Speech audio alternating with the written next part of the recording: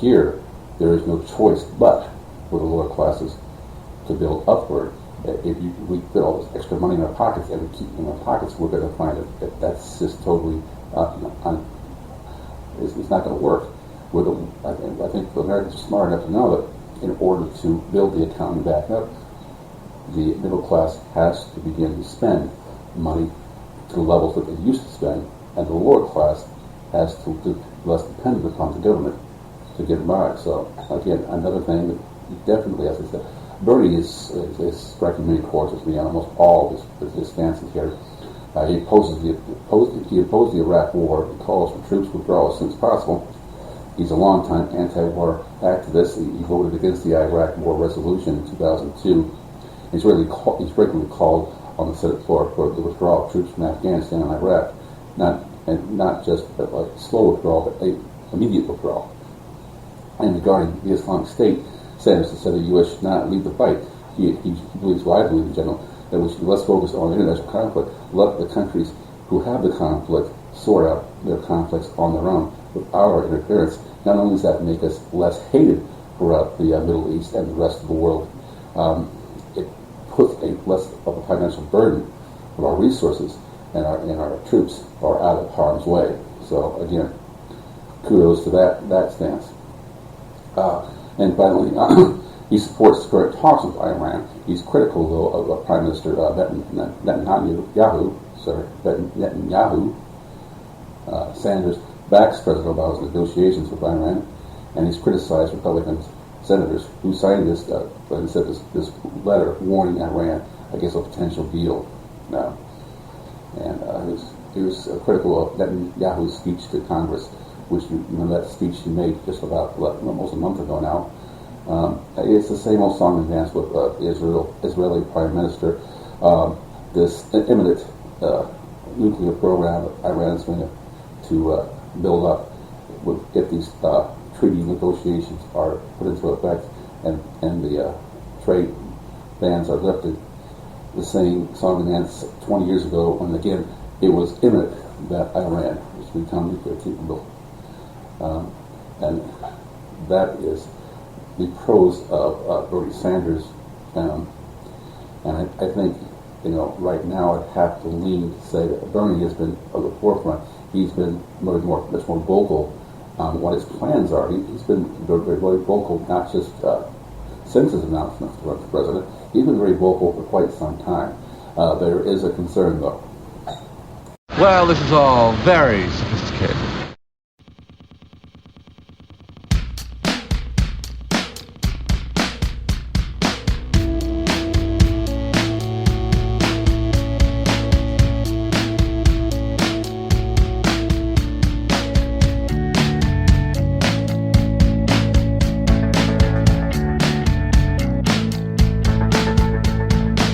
She may be young, but she only likes old things, and modern music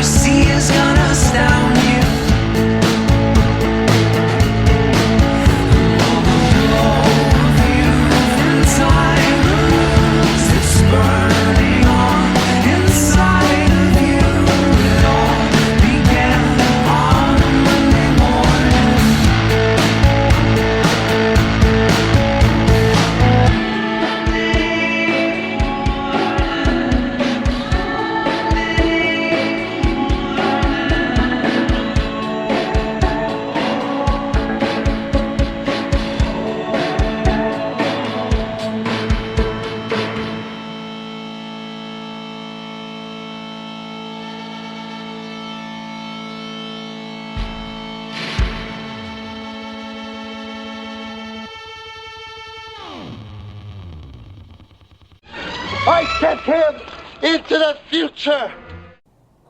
And that concern is we have the two candidates on the Democratic side now, and I think that maybe another candidate would be okay. Not maybe a strong candidate would be okay if they had other ideas to bring to the table that neither Bernie nor Hillary have brought to the table. But here we have two very strong candidates. And when you look on the other side of the party, the Republican Party, with Ted Cruz, Rand Paul, Jeb Bush, and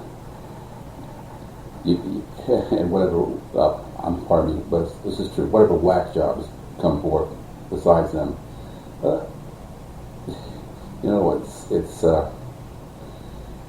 it's just an interesting different sides by the way I look at it. Not just because I'm a liberal do I look at it this way, but to me it looks like Republicans will suffer from a lack of strong opponents and have a overwhelming amount of opponents that have in the past said some crazy things like Ted Cruz has,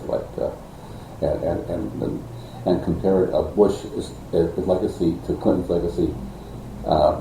There again, boy, if you think I'm a little bit concerned about voting for Hillary because of her last name and the scandals that are involved with that, and the fact that it would seem to put Bill back in the spotlight, and basically the concern Republicans I really think have here is that if Hillary becomes president, basically Bill becomes second in command. Just remember, she was second in command. She she gave advice to her husband while he was out for 8 years. Now here we have a situation where Bill will have again his hand basically in the high-powered political cookie jar again, and this would drive Republicans totally batshit. Speaking of batshit, that's the side on the right-hand side, the right-wing side. A lot of candidates who have some very records saying some very crazy statements and way over the edge ideas. Where on the other side of the ledger we have the Democratic Party with right now two very solid candidates who have very good records in what they've done while in Congress, and as well as the ideas that they have that would resonate amazingly. I think it would resonate very well with any middle class or lower class American.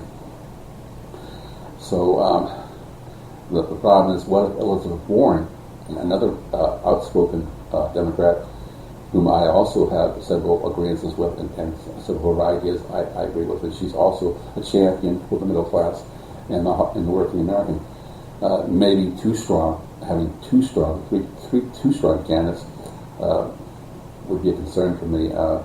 We're looking at the Republicans who are on the fence, who may be thinking, some of these things, like Ted Cruz is talking about immigration, with Rand Paul's ideas, as far as how to save our economy, not mentioning any specifics as far as what he's going to do for us, the middle class. They may begin to look over the Democratic side, but now you have a problem. You have three strong candidates, and if you're going to change a party, you prefer the candidate you decide upon to change with gets the nomination. And if they don't get the nomination, you may well say, well, shoot, I really liked Hillary, and Bernie got the nomination. I guess I'm stuck with just going back to the party lines here, and I'll go back to the Republican side, and we can lose some votes that way. So I'm hoping that, for the most part, obviously we're going to have more Democratic nominees, but hopefully the two strong ones will stay and remain Bernie Sanders and Hillary Clinton. So I'm going to stray away from the police abuse situation that I've had several comments on over the last few shows, although I'm certain that it will take less than a week or two before we have yet another outrageous event occur involving the police and the citizens of America. But we need to, of course, also go back to what this show's about, politics. And we now have two Democratic nominees to choose from, which gives us choice and gives us now the opportunity to begin to dig deeper into what their plans are if they were to become president, and lay out their agenda. So that's what we'll be doing over the course of the next several shows, looking at Hillary Clinton's agenda and Bernie Sanders' agenda. And I'm hoping that I'm going to make a decision here very soon on just which candidate I will back. Probably not going to give. I'm not going to give myself a date. That would be silly. But I'll be very surprised if not by in the next 3 months here, I have a solid candidate on my back. I also have to take into consideration, as I said, my comrade in arms, the co-founder of Baker's Watchtower, one of 3 co-founders, Nancy Evan, and me. And his decision to start a Federalist Party. I'm waiting to anxiously see here if his intentions are to get this ball rolling in time for a 2016 run, or is he looking more at a 2020 run? If he's looking at a 2016 run, then he's going to have a nominee, maybe himself, I don't know. It's probably going to depend greatly on just how quickly he's able to get a party up and running. That's a time-consuming thing. So I'm almost certain that we're looking more at the Federalist Party, the 2020 candidate coming forth. Should it be successful in forming a substantial group of people behind that. And I wish them luck doing that. As I said, I'm not either for or against the Federalist Party at this point. I'm doing my research on that, seeing just how well it responds to the things that I put forth on my platform, as well as my economic beliefs, which I think, well documented on these shows. And there's still other things yet to discuss. Politics is a very, very, very layered cake, so to speak. A lot of layers involved, and a lot of things that I haven't even gone over yet in my platform.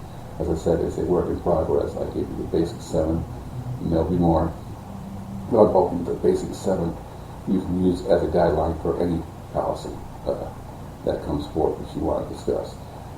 The only things that I actually came out completely definitively for and against is pro-life. I had